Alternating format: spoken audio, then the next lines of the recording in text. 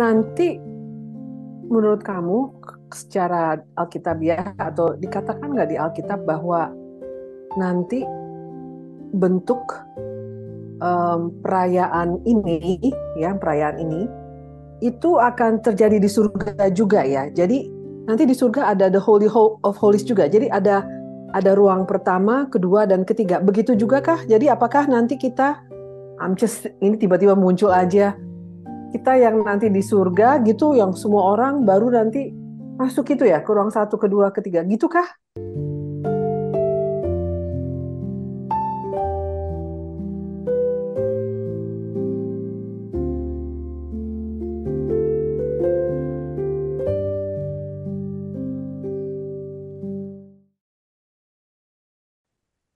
Tuhan itu melihat hati. Kita ketika kita percaya pada Kristus, kita tuh sudah dibenarkan. Roh Kudusnya ada di dalam kita gitu. Sekarang tinggal kita ikutin aja Roh Kudus, kita beriman, kita percaya.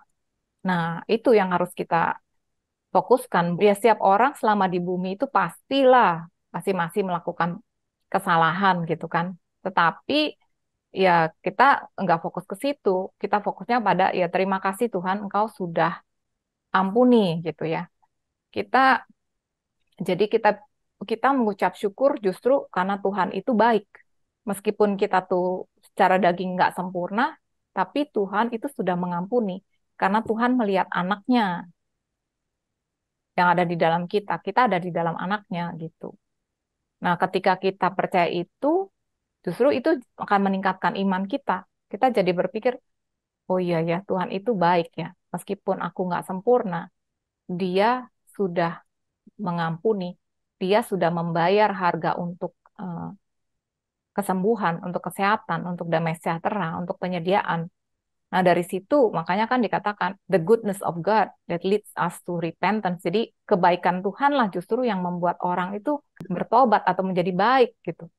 Kebaikan Tuhan yang membuat kita akhirnya mengikut Dia gitu. Ya, Mei ada pertanyaan atau komen? Ya, Dit. Jadi kalau aku melihatnya eh, menarik kayaknya ada tahap-tahapannya gitu kan. Kalau pertama orang kan kenal dan dengar kali ya, dengar oh ya ada namanya Tuhan Yesus dan dia adalah Allah yang begitu baik gitu ya, berkorban buat kita gitu. Jadi pertama itu kita kenal dulu, kita tahu gitu oh ya, berarti dari secara pengetahuan kita tahu gitu ya ada juru selamat dan kemudian kan kita terima ya kan, kita terima Tuhan Yesus sebagai juru selamat pribadi kita gitu ya, tahap pertama tuh. Mm-mm. Kemudian tahap keduanya itu adalah nggak hanya terima tapi benar-benar mengenal siapa dia ya kan, yang punya hubungan pribadi dengan Tuhan gitu ya, semakin dekat semakin merasakan kasihnya gitu, pengalaman pribadi, jadi semakin bertumbuh dalam iman. Dan yang ketiga kita juga harus tahu lagi, lebih tahu identitas diri kita dalam Tuhan, karena apa, bisa jadi nanti ada juga mungkin perasaan-perasaan kayak mungkin orang bilang positif thinking banget sih gitu ya, pede banget sih gitu kan ya, pasti dapat ini pasti apa segala macam gitu, pengennya baik-baik aja gitu. Bisa jadi kan orang gitu ya, pikiran dunia atau mungkin dari si jahat ngomong gitu kan dalam hati kita saat kita mau declare sesuatu yang baik gitu kan, apa sih kita mas yang gak worth itu apa segala macam. Tapi balik lagi kalau kita benar-benar tahu identitas diri kita gitu kan, Tuhan tuh kita tuh udah anak-anak Allah yang sudah dibenarkan ya oleh Kristus gitu ya, dan itu akan membuat kita semakin yakin dan tetap percaya gitu, ini memang bagian saya gitu kan, Tuhan sudah kasih gitu, Tuhan sudah kasih dan kita perkatakan firman-Nya gitu kan. Nah kalau aku melihatnya kayak gitu sih, jadi mungkin itu tahap-tahapan ya. Jadi kalau kadang apa, ingat aja bahwa jati diri kita dalam Tuhan dan juga terus perkatakan kebaikan Tuhan dan firman Tuhan, itu sih yang Ya, aku pelajari. amin. Dan ya tadi Mei juga singgung ya mengenai ya mungkin orang berpikir pede banget atau mungkin kayak orang-orang yang apa menekankan positive thinking dan juga perkataan gitu kan yang bukan ya bukan dari Tuhan lah, kita tahu ada juga aliran yang seperti itu gitu kan. Nah, kalau itu kan fokusnya kepada diri sendiri, the power of mind gitu kan, the power of tongue gitu. Tapi yang kita bedanya, kita ini memperkatakan firman Tuhan. Bukan bukan apa yang kita mau gitu ya, tapi apa yang sudah Tuhan lakukan. Nah, itu juga bedanya. Kalau kita perkatakan, kita percaya, itu bukan hal-hal yang misalnya kedagingan kita. terus kita percaya aja, kita perkatakan gitu kan. Itu nggak begitu. Firman Tuhan itu tidak menjustifikasi hal-hal yang tidak benar gitu kan. Jadi ya kita kita perkatakan, kita percaya apa yang Tuhan Yesus sudah lakukan, bukan apa yang kita mau dengan kedagingan kita. Itu beda ya, gitu. Jadi makanya pentingnya itu tadi Mei juga bilang, jati diri kita, siapa sih kita di dalam Kristus? Apa yang kita punya, bukan karena perbuatan kita, bukan karena kekuatan kita, tetapi apa yang sudah Kristus lakukan dan tuntunan dari Roh Kudus gitu.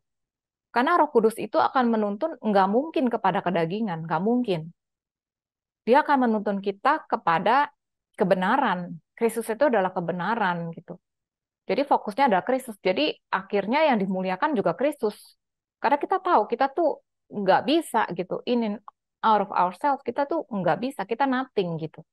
Hanya di dalam Kristus saja kita kita berkuasa, kita kuat gitu. Jadi aku banyak teman-teman yang apa ya, kayak orang Kristen tapi kayak New Age banget gitu ya. Dan tentu saja itu karena mereka teman-teman dekat aku, jadi memberi pengaruh juga ke aku ya. Jadi dia bilang afirmasi Dewi, afirmasi. Jadi ya mereka modal afirmasi, tapi afirmasi lo harus percaya. Jadi sebenarnya ya kayak beda-beda tipis ya. Jadi garisnya adalah eh, kita harus apa berdasarkan firman Tuhan gitu. Itu. Jadi tadi kita udah kasih garis batasnya ya.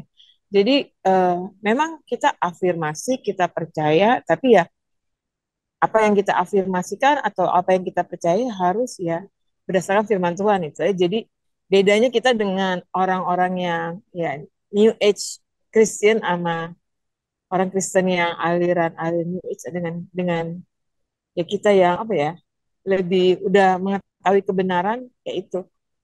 Jadi kita udah tahu batasnya. Thank you Rit. Waktu Ya, kemarin sempat kayak aduh bingung gitu ya kayak karena kan emang dunia kan kayak apa ya. Jadi terus kita suka ikut-ikut kelas apa jadi ada coach ngajarin begini gitu ya. Jadi ya hari ini aku kayak oh ini toh yang Oke, oke, thank you banget ya Rit ya. ya, thank you, Wi. Ya betul. Jadi ya itu mungkin kayak orang mungkin pikir ya apa bedanya nih dengan New Age gitu kan. Mereka kan juga afirmasi, mereka juga percaya dan mereka bilang ya ada kan tuh saya pernah baca bahwa di ajaran mereka juga dikasih training-training dan bahkan mereka harus berjalan di atas kerikil yang berapi. Mereka bilang kalau mereka percaya dan mereka terus beriman gitu ya dengan kekuatan pikiran, dengan kekuatan apa iman, maksudnya percaya gitu. Mereka bisa lewatin tanpa kebakar gitu kakinya katanya gitu kan. Ya, itu sih berbeda. Itu kan itu pikiran manusia dan kita tuh tidak melakukan kita afirmasi afirmasi firman Tuhan dan kita dituntun oleh Roh, bukan keinginan kita daging gitu. Jadi itulah bedanya kita dengan misalnya orang-orang yang percaya dengan kekuatan pikiran, the power of mind gitu. Kita nggak seperti itu gitu. Kita tetap fokusnya adalah Kristus dan tuntunan Roh Kudus. Apa yang dia sudah selesaikan di atas kayu salib. Itu adalah warisan kita. Kesehatan, kesembuhan itu warisan kita. Jadi kita terima, kita percaya, kita perkatakan. Gitu. Jadi bukannya hal-hal kedagingan yang lain-lain. Oh, saya mau punya rumah besar, saya pikirin rumah besar, saya berkatakan rumah besar gitu kan, afirmasi kayak gitu. Ya bisa aja itu terjadi, tapi bukan berdasarkan apa yang kita percaya menurut firman Tuhan. Kita percaya Tuhan itu sudah membayar untuk kesembuhan kita, untuk keselamatan kita, untuk penyediaan kita gitu, tapi bukan untuk memuaskan nafsu kedagingan. Tadi Rita kan share mengenai itu kan bagian daripada kebudayaan ya, maksudnya yang 1 Tishri, 10 Tishri, 15 Tishri, dan banyak orang Yahudi menjalankan adat istiadatnya itu. Kepikiran padahal itu a blueprint ya, atau a map. Sebenarnya itu a blueprint atau a map untuk menuju Yesus gitu. Sayang aja ya mereka kok nggak melihat itu ya, Rita. Iya, itu betul. It's a plan of salvation. Jadi dari awal sampai akhir, sebetulnya dari pertama sampai akhir ya itu mengenai Kristus aja gitu kan. Dari mulai Pesah kan, Paskah gitu. Paskah, terus roti tak beragi, kemudian buah sulung, terus Pentekost, kemudian apa Yom Teruah, Rosh Hashanah, Yom Kippur sampai ke Sukot itu semua bagian dari rencana Tuhan ya, blueprint, ya betul gitu. Dan sebetulnya juga mereka banyak kan hari raya, tapi 7 ini major gitu, major festival. Dan 3 hari raya itu mereka harus pergi ke Yerusalem pada saat roti tak beragi, ya. Jadi sesudah Paskah, setelah itu Pentekost, kemudian yang ketiga Sukot. Nah itu ada gambaran Tritunggal, sebenarnya Trinity. Jadi yang pertama itu menggambarkan Yesus itu sudah mati, dia datang ke bumi, dia mati, ya kan, hari raya tak beragi. Kemudian Pentekost, turunnya Roh Kudus. Yang ketiga Sukot, pada saat Allah Bapa turun berdiam dengan umatnya. Jadi betul-betul itu 3 hari raya yang utama itu mereka harus datang ke Israel gitu. Sementara kalau yang lain-lain nggak diharuskan. Dan bahkan kalau misalnya hari raya Yom Kippur itu mereka harus tinggal di tempat masing-masing gitu. Istilahnya mereka merenung, kirin dan berdoa berharap bahwa mereka akhirnya akan diampunin gitu. Nyepi Jadi, lah ya, nyepi. nyepi, harus berpuasa dan itu banyak sekali aturannya. Mereka nggak boleh pakai barang-barang dari kulit gitu kan. Yang mereka harus harus pikirin gimana caranya supaya Tuhan itu berkenan. Mereka juga sebenarnya menaruh iman mereka kepada imam besar ini gitu. Mereka betul-betul berharap bahwa imam besar itu bisa gitu merepresentasikan mereka. Karena imam besar itu betul-betul orang yang merepresentasikan seluruh bangsa. Bedanya dengan prophet ya atau nabi. Kalau nabi itu kan merepresentasikan Tuhan kepada Oh. manusia. Jadi dia berbicara on behalf of God gitu. Jadi atas nama Tuhan untuk semua manusia. Nah, kalau imam besar tuh kebalikan, dia merepresentasikan manusia ke hadapan Tuhan. Nah, jadi kalau imam besarnya ini baik, seluruh bangsa itu diberkati. Imam besarnya ini buruk, seluruh bangsa itu bakal dikutuk gitu. Dan puji Tuhan kita punya imam besar agung Tuhan Yesus dan dia sempurna gitu kan. Jadi kita nggak mungkin tidak diperkenan sama Tuhan. Kita diperkenan sama Tuhan bukan karena perbuatan kita. Tuhan berkenan sama kita karena Kristus berkenan kepada Allah Bapa. Nanti menurut kamu secara Alkitabiah atau dikatakan nggak di Alkitab bahwa nanti bentuk perayaan ini itu akan terjadi di surga juga ya. Jadi nanti di surga ada the Holy of Holies juga. Jadi ada ruang pertama, kedua, dan ketiga. Begitu juga kah? Jadi apakah nanti kita, ini tiba-tiba muncul aja, kita yang nanti di surga gitu, yang semua orang baru nanti masuk itu ya, ke ruang satu, kedua, ketiga. Gitu kah? Sorry, saya nanya aja. Eh, aku pernah baca sih ya kayak commentary atau apa ya, itu memang mirip seperti itu, tetapi tidak seperti zaman dulu bahwa tidak semua orang bisa, enggak.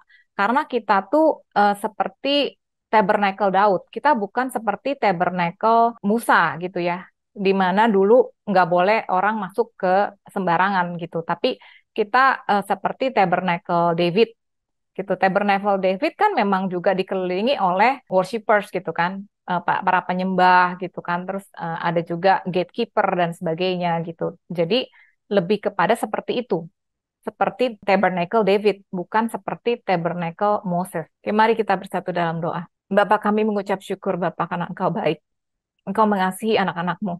Engkau sudah memberikan yang terbaik anak-Mu sendiri untuk mati di kayu salib, untuk menebus kami sehingga kami boleh dibenarkan dan supaya kami boleh menerima hidup dan hidup yang berkelimpahan. Kami percaya Bapa, ketika kami mengambil itu, Engkau berkenan kepada kami. Engkau suka dengan iman kami, Bapa. Karena ketika kami mengambil apa yang Kristus sudah selesaikan di atas kayu salib, itu memuliakan anak-Mu, itu memuliakan Engkau.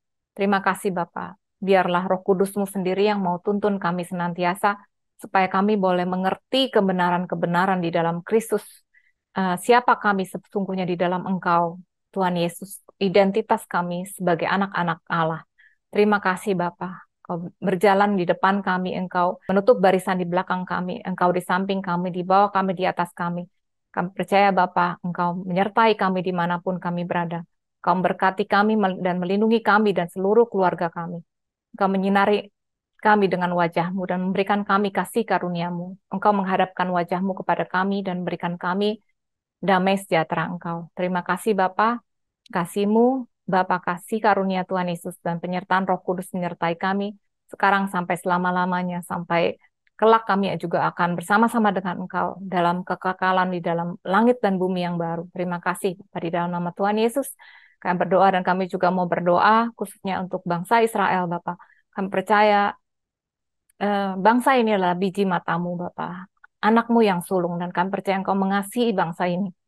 Kami mau berdoa supaya Engkau mau membuka mata hati mereka Bapa, supaya mereka lebih banyak lagi yang melihat bahwa Kristus adalah Mesias mereka, dan mereka boleh diselamatkan, seperti Engkau juga menubuatkan bahwa mereka akan diselamatkan, karena mereka adalah kesayangan Engkau, karena Engkau setia kan janji-Mu kepada Abraham, Ishak, dan Yakub.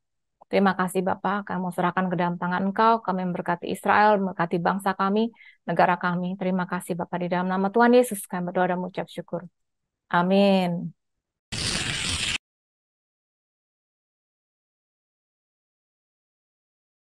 Dia bilang gini, saya dalam kondisi kesulitan keuangan, dia bilang gitu. Nah, terus teman saya malah suruh saya bilang, katanya kamu tuh mungkin karena kamu nggak pernah kasih perpuluhan.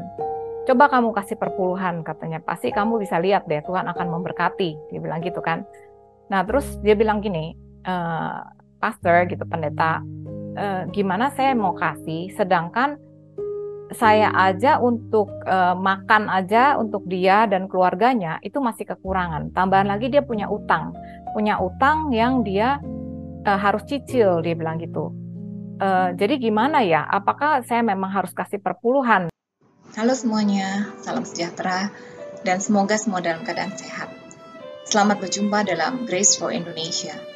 Nama saya Rita. Saya dan teman-teman adalah bagian dari kelompok sel yang bernama Sola Gracia Life Group. Kami berasal dari gereja yang berbeda-beda dan kami berkumpul secara rutin dari tahun 2014. Di Life Group ini kami sama-sama belajar firman Tuhan dan membahas hal-hal simpel dalam hidup kami sehari-hari.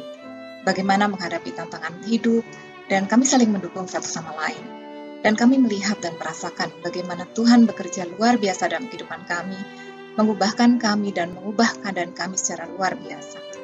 Awalnya kami berkumpul secara offline, tetapi sejak pandemi komsel kami menjadi online, tambahan lagi beberapa anggota kami pindah ke luar negeri. Jadi memang lebih mudah pertemuan online. Kemudian timbul ide untuk merekam sesi live group kami dan membagikannya kepada kalian semua, supaya kalian juga bisa mengerti dan mengalami kebaikan-kebaikan Tuhan. Dalam setiap pertemuan live group, kami punya satu topik bahasan, dan setiap topiknya kami bagi menjadi beberapa sesi video. Kalau kalian punya pertanyaan seputar topik yang kami bahas, atau ada topik menarik yang ingin kami bahas dalam pertemuan selanjutnya, ataupun kalian memiliki prayer request untuk didoakan, silakan masukkan dalam komen. Kami berharap apa yang kami sharingkan bisa memberikan semangat dan pengharapan, karena kita punya Tuhan yang luar biasa. Kalau video ini memberkati kalian, tolong di like, subscribe, dan di share, supaya menjadi berkat juga buat banyak orang. Terima kasih, Tuhan Yesus memberkati.